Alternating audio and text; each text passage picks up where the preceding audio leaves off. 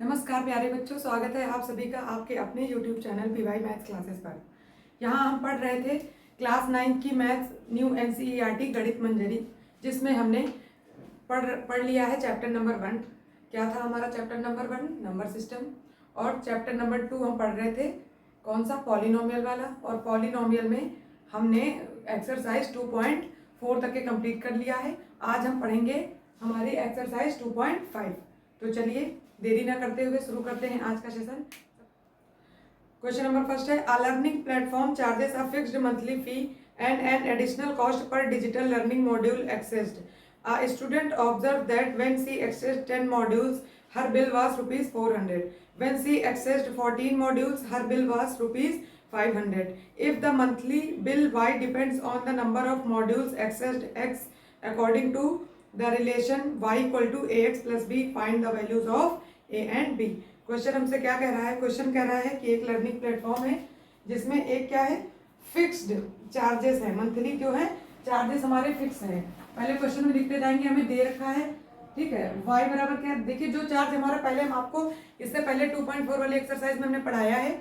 और क्या पढ़ाया है? हमने ये बताया है कि कुछ जो हमारी कांस्टेंट वैल्यू होती है वो हमेशा फिक्स रहती है ना, वही रहती है सेम।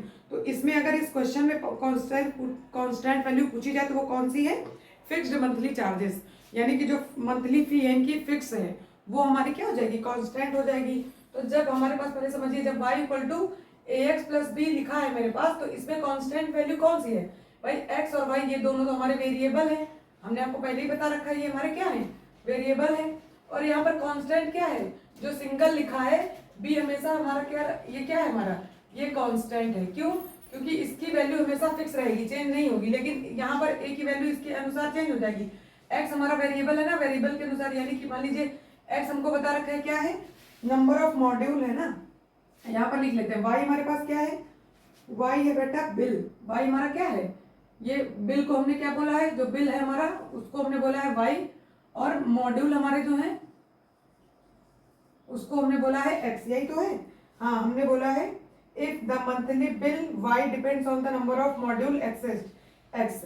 नंबर ऑफ मॉड्यूल हमारे क्या है? x है। बताइए y हमारे पास क्या है? बिल है, x को हमने मान लिया मॉड्यूल है। तो ये जो मॉड्यूल है ये हमारे पास जैसे कंडीशन दे रखी है। पहली कंडीशन दे रखी है क्या? अभी हम क्वेश्चन आपको समझा रहे हैं। और फिर दूसरी कंडीशन दे रखी है। तो पहली कंडीशन दे रखी है कि ये जो मॉड्यूल हमारे 10 है, जब वो 10 मॉड्यूल का यूज कर रही है तो उसके पास यानी एक्सेस करती है 10 मॉड्यूल, तो उसकी जो बिल है वो कितना होता है? 400 रुपये होता है। ध्यान दीजिएगा। देखिए पहले इसको समझिए, ये जो आपको लीनियर इक्वेशन दे रखी है इसमें कौन क्या क्या है हमने आपको बता दिया है।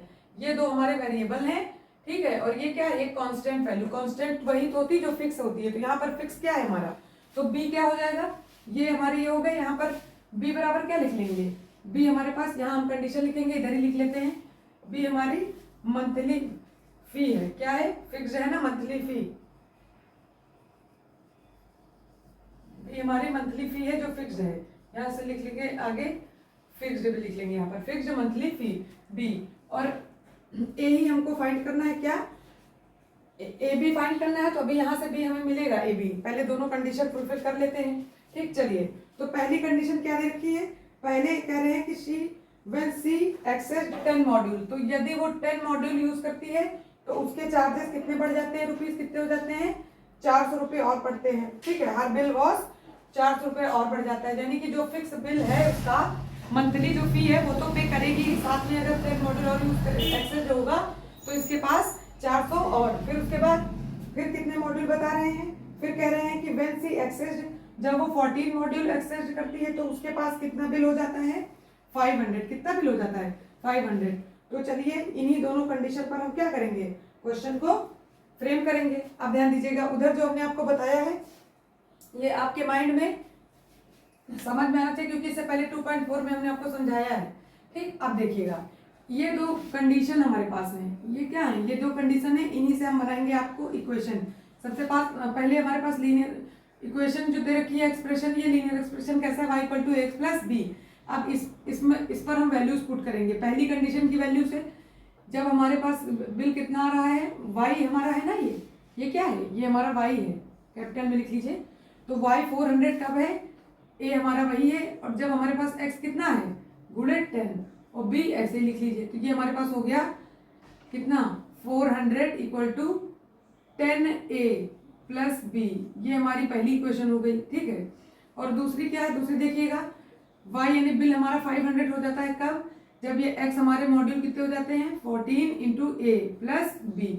ठीक, ये हमारी क्या हो गई, दूसरी इक्वेशन हो गई।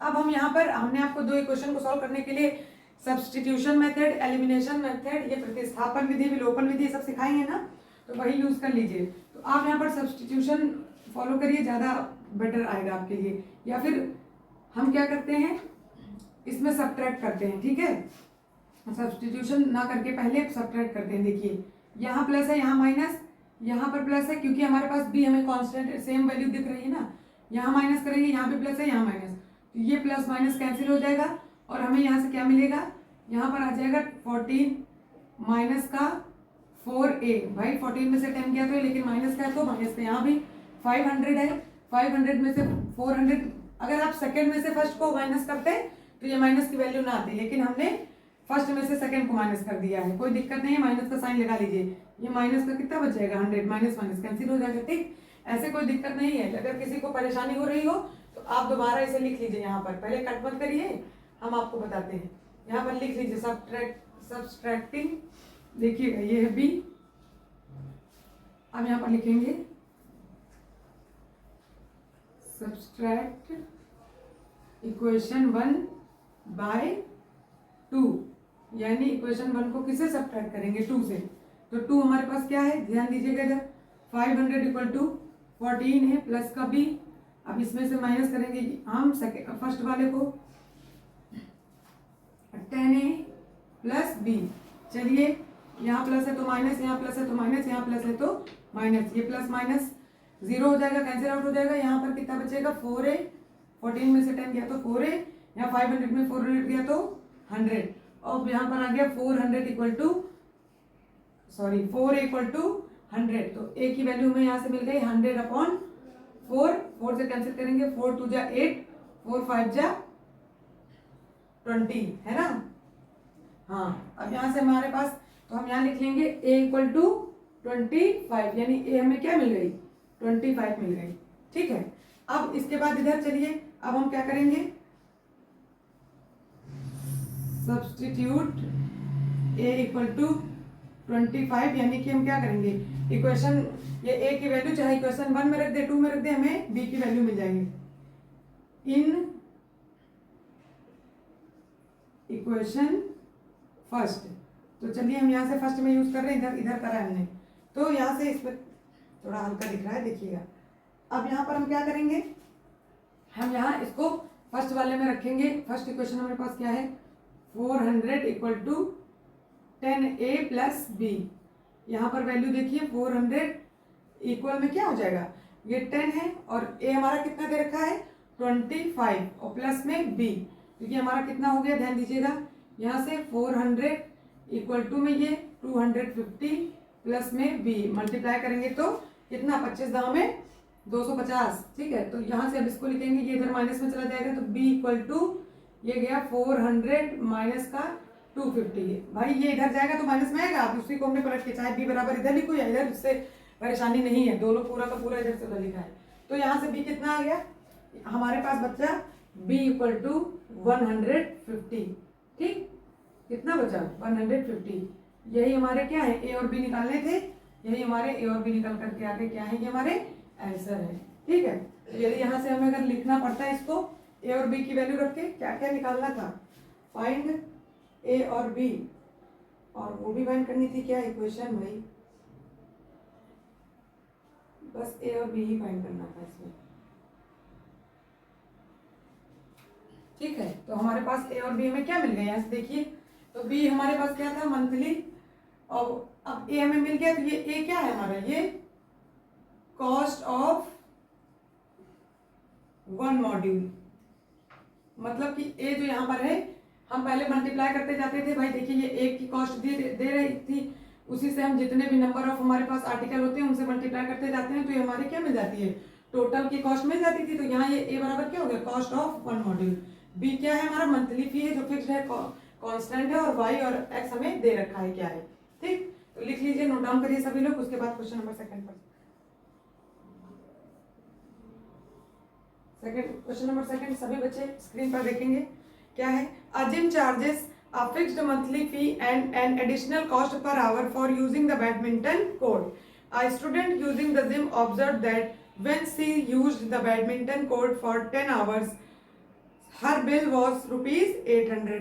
वैसे ये सेम, बस यहाँ पर क्या है, वहाँ वो एक लर्निंग प्लेटफॉर्म के लिए बता रहे थे और यहाँ पर ये जिम चार्जेस बता रहे हैं। यदि एक्स्ट्रा अगर आप बैडमिंटन वाला यूज करते हैं बैडमिंटन कोर्ट में तो उसका अलग अलग से बता रहे हैं कि जब जितना जितना यूज करेंगे उसी हिसाब से चार्जेस हैं।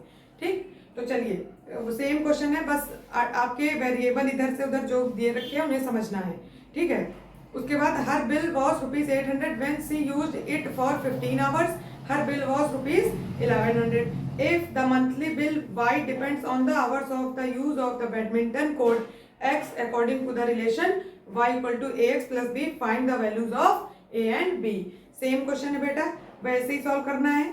ठीक है, बस केवल आपको क्या करना है, यहाँ पर वैल्यूज अलग अलग दी हैं, लिखना है। अब हमारे पास दो कंडीशन है। y हमारे पास क्या है, ये हमारे पास y हमारा फिर से वही बात, y हमारे पास बिल है ना, और x हमारे पास क्या है, x है हमारे पास दे रखा है number of hours using badminton में, है ना, नंबर ऑफ आवर्स है।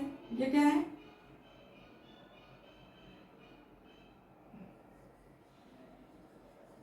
ये क्या है, नंबर ऑफ आवर्स है यूज इन बैडमिंटन कोर्ट में, जो नंबर ऑफ आवर्स यूज करे गए हैं वो है, जो बार बार यूज करें। तो पहली कंडीशन हमारे पास क्या है और दूसरी कंडीशन, उसी से हमारे पास क्या बन जाएगी, ये रिलेशन बन जाएगा y = ax + b में दो इक्वेशन बन के आएंगे। ठीक, ये दे रखा है। अब यहाँ पे फिर कुछ कांस्टेंट है। कांस्टेंट क्या है, एक जिम की जो मंथली फीस है, तो यानी b बराबर जो कांस्टेंट है हमारा वो क्या होता है, वो हमेशा जो फिक्स होता है। तो b = मंथली फी, जो जिम की मंथली फी है, किसकी, जिम की,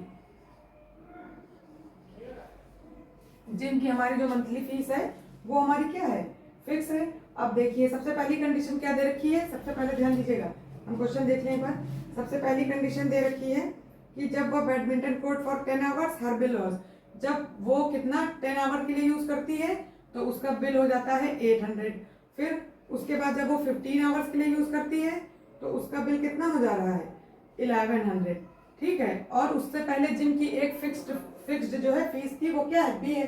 बी, अच्छा बी क्यों फिक्स्ड बता रहे हैं हम, क्योंकि बी हमारा क्या है, कांस्टेंट है, मतलब एक वैल्यू जो नहीं है। जैसे इससे पहले वाले 2.4 में हम पढ़ रहे थे तो जो प्लांट की हाइट थी वो इनिशियल हाइट थी 1.75, तो वो हमारी कांस्टेंट थी, उतनी तो रहेगी रहेगी। उसके बाद जो बदलती जा रही थी 0.5 बढ़ती जा रही थी। ठीक है, इसी तरह इसमें है कि जो जिम की फीस है ना, तो वो तो फिक्स है, तो वो फिक्स हमारा क्या है, कांस्टेंट, यही तो होता है। जैसे हम y = ax + b जैसे ये लिख रहे हैं इक्वेशन, इसी में यदि हम y = 2x + 3 लिख दें ऐसे, तो ये हमारा क्या होता है, नंबर, यानी कांस्टेंट जो अकेला लिखा है वेरिएबल के साथ नहीं लिखा है तो ये क्या है, कांस्टेंट। उसी तरह ये अकेला लिखा है, ये क्या है, कांस्टेंट है।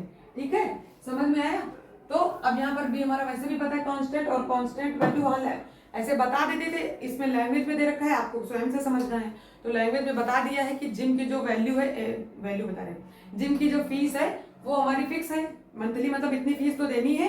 उसके अलावा आप क्या क्या यूज करते हैं उसके चार्जेस बताएं उन्होंने, सबके नहीं, केवल बैडमिंटन का बता दिया है कि बैडमिंटन अगर आप यूज करते हैं बैडमिंटन में 10 आवर के लिए अगर आप यूज करते हैं तो 800 है, 15 के लिए तो 1100 है। ठीक है, तो चलिए ये दो कंडीशन है हमारे पास। अब इन्हीं से हम क्या करेंगे, इन्हीं से हम बना देंगे इक्वेशन। y की वैल्यू क्या है, पहली वाली कंडीशन पर जाइए, देखिए a × x कितना 10, अगर हम 10 आवर के लिए यूज करते हैं तो हमारे पास ये इम्प्लाई ने इक्वल लिखिए, यदि मैं 10 आवर के लिए यूज करती हूँ तो बिल मेरा कितना 800।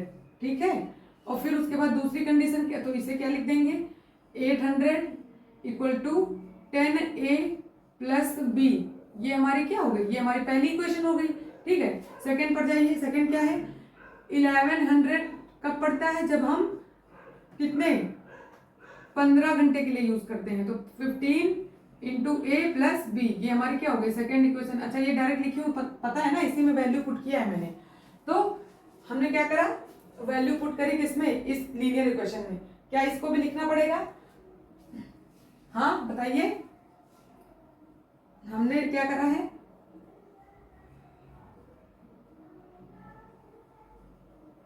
Put value of x and y in, इसको स्टार मान लीजिए, इन इक्वेशन स्टार, ठीक है। तो इसमें हमने रखा तो ये हमें 2 इक्वेशन मिली। तो चलिए अब क्या करें, हम फिर से सब्सट्रैक्ट कर दें, subtracting equation first by second.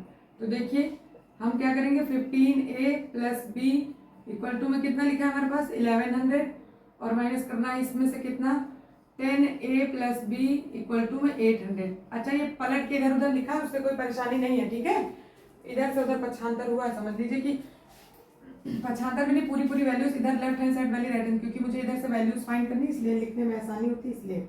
बाकी वैसे भी लिख सकते हैं, कोई दिक्कत परेशानी की बात नहीं है। चलिए तो यहाँ से देखिए अब हम क्या करेंगे, इसको माइनस करें, यहाँ से प्लस है तो माइनस, यहाँ प्लस, यहाँ के साइन से देखते हैं, प्लस है तो माइनस, यहाँ भी माइनस, तो ये क्या हो जाएगा हमारा, ये भाई 0 हो जाएगा, यानी कैंसिल हो जाएगा। यहाँ से कितना बचेगा, 15 में 10 गए तो 5a एज इट इज, ऐसे, क्योंकि a में ही तो a तो घटा रहे, 15a में से 10 a घटा रहे, ठीक।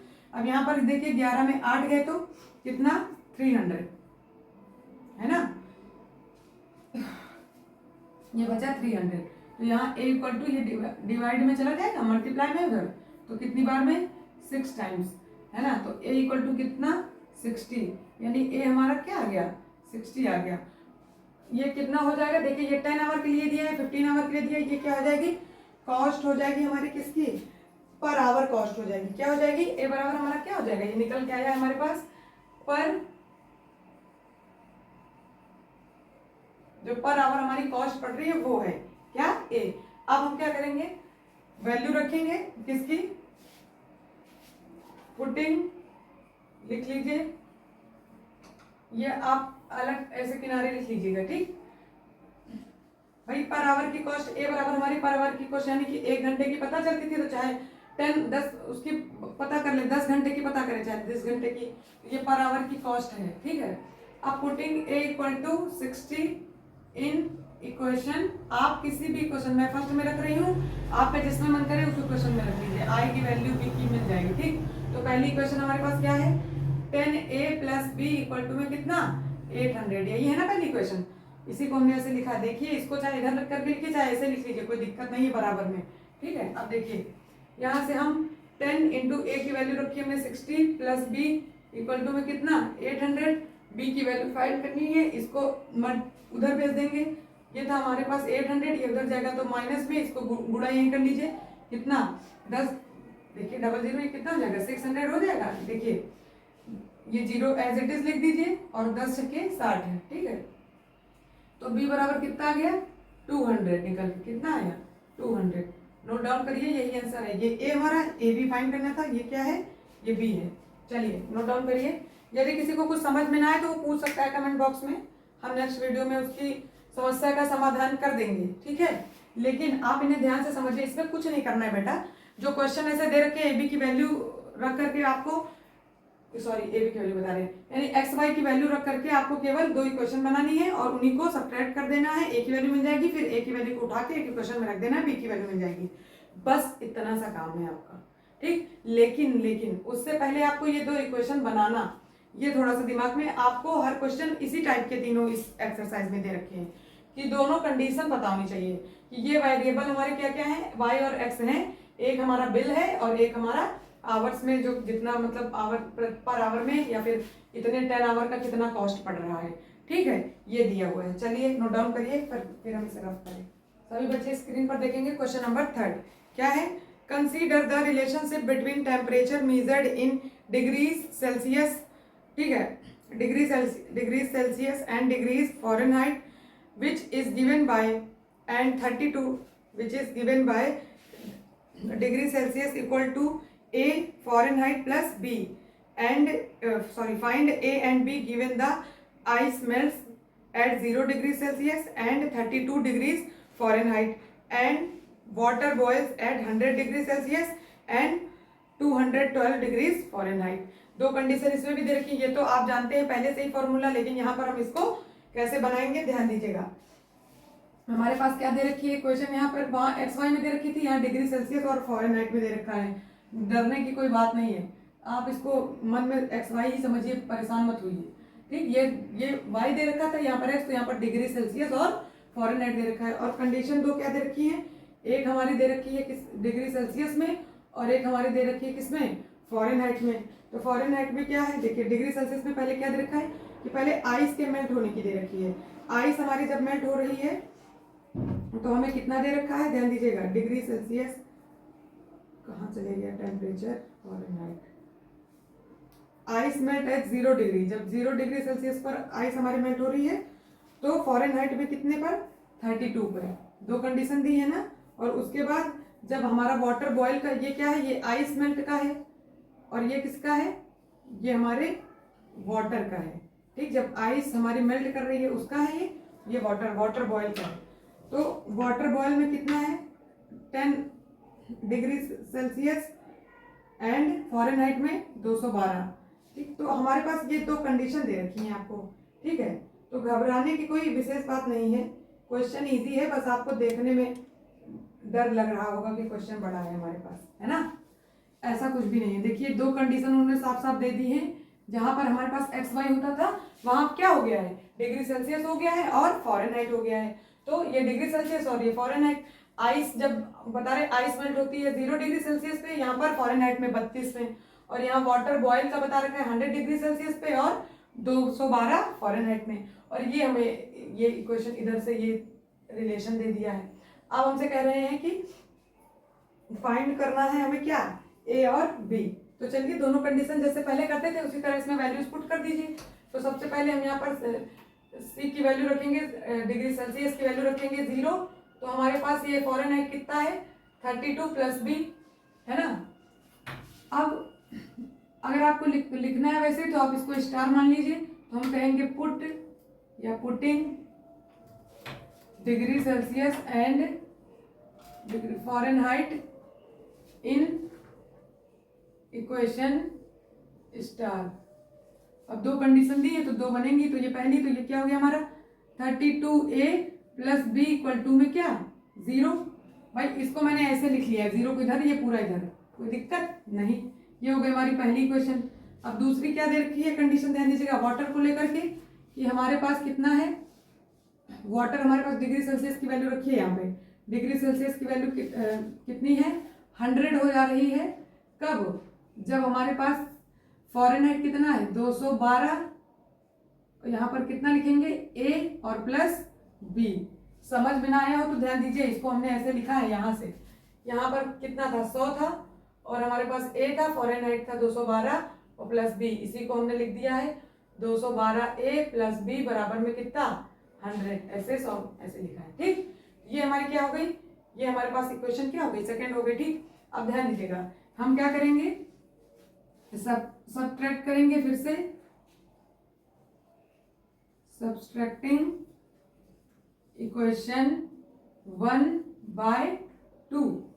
ठीक है, 1 को 2 से सब्ट्रैक्ट करेंगे तो देखिए 212 ए प्लस बी इक्वल टू में कितना 100 और माइनस करना है 32 ए प्लस में बी इक्वल टू में 0। चलिए माइनस करें, प्लस है तो माइनस, प्लस है तो माइनस, प्लस है तो माइनस, ये बी से बी ये प्लस माइनस कैंसिल हो जाएगा।